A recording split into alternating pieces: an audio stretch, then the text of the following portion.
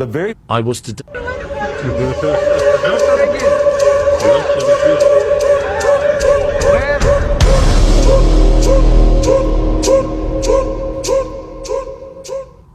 I was today. Hey, shalom, shalom. Anakna waha ibar yasha'Allah hawalakim la'atam. Kal shabawai baharakha wa kakshaw. Yahweh bahasham Yahweh Shah. Hey, with the Hebrew Israelites, coming to you week in and week out through the spirit and power of Yahweh bahasham Yahweh Shah, to preach to you so-called Negroes, Latinos, Native Americans, West Indians, Haitians, and Israelite foreigners. Necham atam kaya hamalakwath hashemayim korab. Repent, yea, for the kingdom of heaven is at hand. Call halayim la Yahweh bahasham Yahweh Shah, bahasham Recha HaKodash, wa mashana kabadim zukoyim nawa, wa mala'akim shoyesh ala zukoyim Recha Gadawa, wa chasa wa shalom, wa barakim laha b'chayim shohakavishal shalom. All right, so all praise to the Most High Yahweh, which means He exists. Bahasham, in the name Yahweh Shah, He delivers. Double honors to the elders and apostles of Israel, the elders and apostles of Great Millstone, and mercy, peace, and blessings to the elect of the nation of Israel. Shalom, which means peace. Adawan Ratazah Zabanayapa, Lord's will. This is a beautiful edification through the Spirit. Pretty much wanted to go into the word Irab, which it means evening, you see, but also a crow or a raven is called Irab because of its dark color. All right, and what we'll see through the Spirit is that they actually represent something. Because in that video, I've seen this video a couple times, and I wanted to do a video on it previously, but it came back up through the Spirit, so just went ahead and hopped on the topic. So pretty much, the guy, he's a I presume he's a Israeli, because he's using the Atzaman Ibaryath, or Ibaryath Atzaman, which is the modern Hebrew, because in the original video he's like Orev, which pretty much he's pronouncing it O-R-E-V, but if he was to put it in the Lashawan, it would be, the O would be an I, the R would stay the same, the E would be an A, and the V would be a Ba, so it would be Irab. So Hawa Amar Irab Ba Ibaryath, that's how you would say Orev Ba Ibaryath, you would say Irab. Pretty much he said Irab in Hebrew. All right, so I wanted to get that. I wanted to actually get that. Let's go to crow or raven.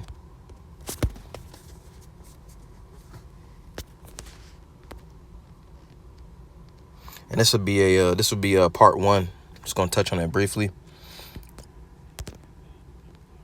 So the animal raven, it says Irab, from its dusky hue. So it says a raven, a crow. Compare the Latin corvus. No root is to be sought in Phoenicio-Shemitic languages, thus called from its black color. But not to this answers Sanskrit karawa. The letters ba and wa are shown not to belong to the root by the Greek kape and apparently Latin cornix. But it will be Irab nevertheless.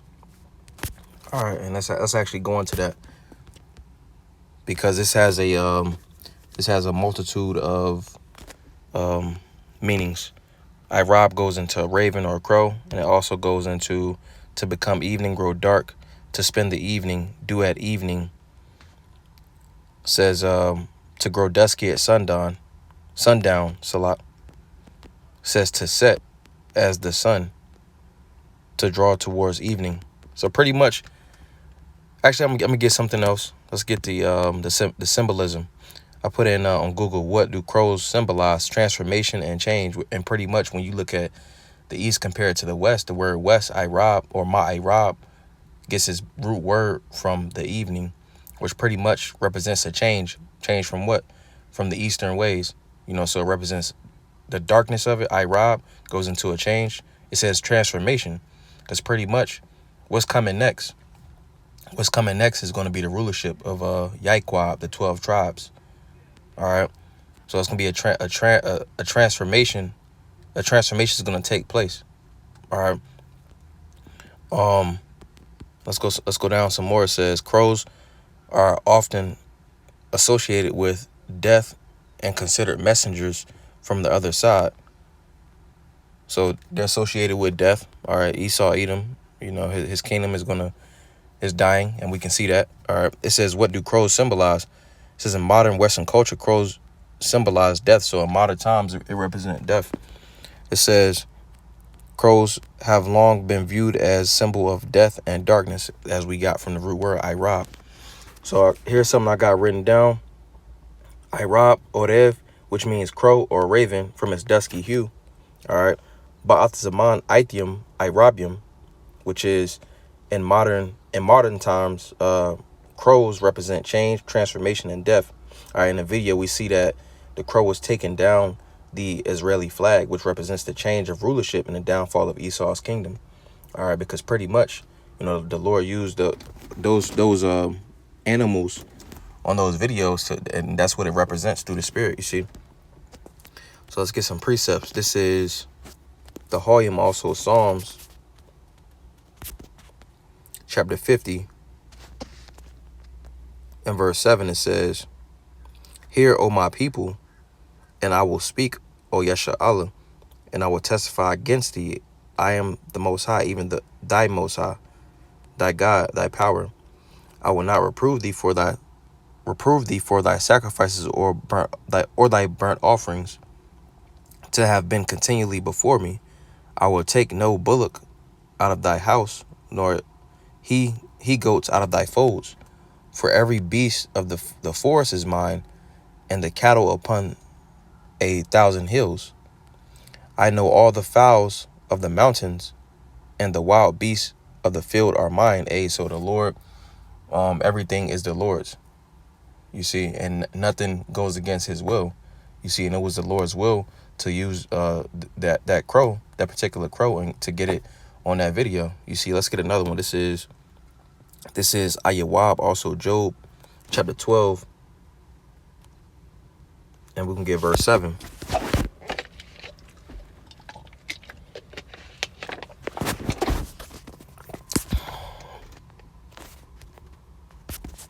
Ayawab, Job 12 and verse 7, it says, "But ask now the beasts, and they shall teach thee, and the fowls of the air, and they shall tell thee."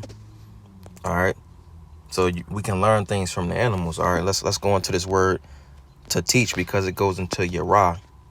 So it says to throw, shoot, cast, pour, to throw, cast, to cast, lay, set, shoot arrows, to throw water, rain, to be shot, to direct. It says to point out, show, to direct, teach, instruct.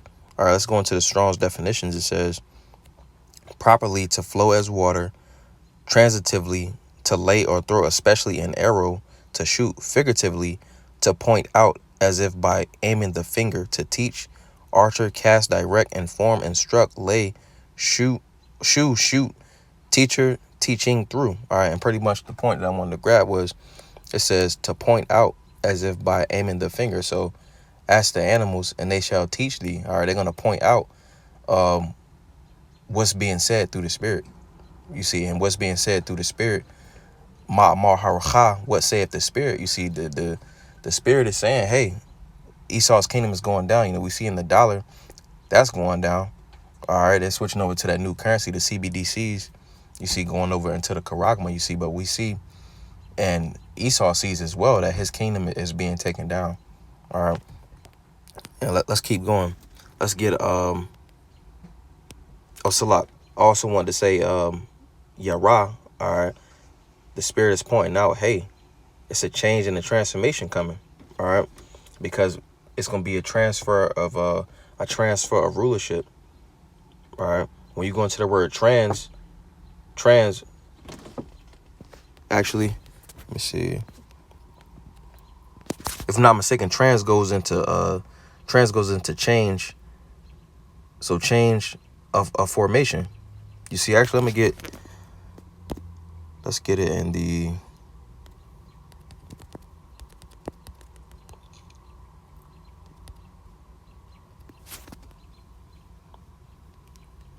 to transform. So pretty much it says change in shape. Change the form of.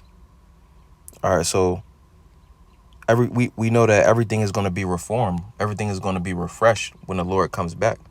You see, and that's what that crow pretty much symbolizes, or symbolized through the Spirit, was a change and a transformation of the rulership in the world.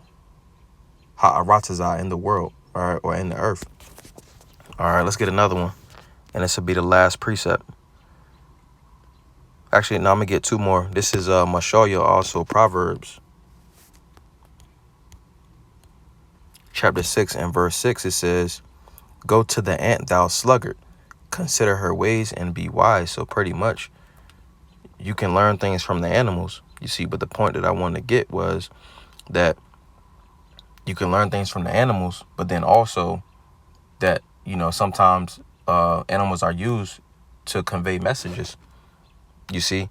But then this is the message that's being portrayed in this. All right, Esau's kingdom is going down, but also with that, you know, the famine of the word is going to occur. All right, so it's even more of a reason for Yaquab, Jake, the 12 tribes to repent. All right, because being that Esau's kingdom is going down, you don't want to be on a sinking ship. All right. All right, this is Yeshaya, also Isaiah chapter 10 and verse 33. Because pretty much this is what's going on with Esau's kingdom right now. It's imploding. All right, and then he's going to be destroyed with the nukes.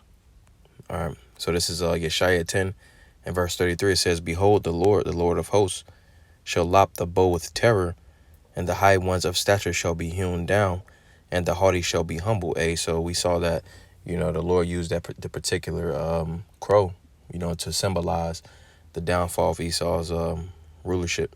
All right, it says, and the haughty shall be humble, and he shall cut down the thickets of forest with iron, and Lebanon shall fall by a mighty one. Let's get another one. This is the volume, also Psalms, chapter 37 and verse 1. It says, fret not thyself because of evildoers, neither be thou envious against the workers of iniquity. Hey, because we got next, you know, going into the scriptures, it says, knoweth not this of old, that the triumphing of the wicked is but for a moment, roughly paraphrasing. All right. And also he has bounds that he cannot pass, you see. So we shouldn't be worried about, you know, what Esau's doing. You know, the scripture go into how it says, basically roughly paraphrasing, you know, for Esau to live it up, you see, because the captivity of Zion is pretty much over with, you know. But I'm gonna keep going. It says, for they shall soon be cut down like the grass and wither as the green herb. It says, trust in the Lord and do good, so shalt thou dwell in the land, and verily thou shalt be fed. So pretty much it says cut down like the grass. So Esau is about to be cut down, you see, but the Lord is doing a moral decadence, a financial decadence, a social decadence. You see, everything is being progressively worsened in America, Babylon the Great, as well as around the world, you see. And pretty much that crow again represents the downfall of Esau's power structure. All right, so Adawan Ratazaza Banayapa. Lord's will, that was a beautiful edification through the Spirit. Wa Adawan Ratazah Atham Yash Yawam Tawab. Lord's will, you all have a good day. Hey, so call Halayim La Yahweh Bahasham Yahweh Shah Bahasham Rachakwadash. A double honor to the elders and the apostles of Great Millstone that taught me this truth and rule well. And much respect to you brothers out there pushing this truth with all righteousness and sincerity. Shalom, shalom. Hey, Hayawam Tawab. Shalom.